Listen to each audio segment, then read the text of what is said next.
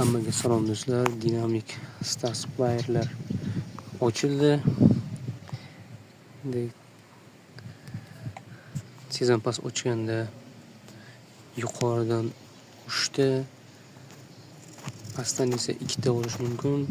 Bir sezonda 5 ta qizil Dinamik Stars playerlarni olish mumkin. Uning ustiga hali mana bu o'yinda, onlayn o'yinda ham bitta o'yinchi olsa bo'ladi, hamda Dream Draft o'yinlari ham kelyapti.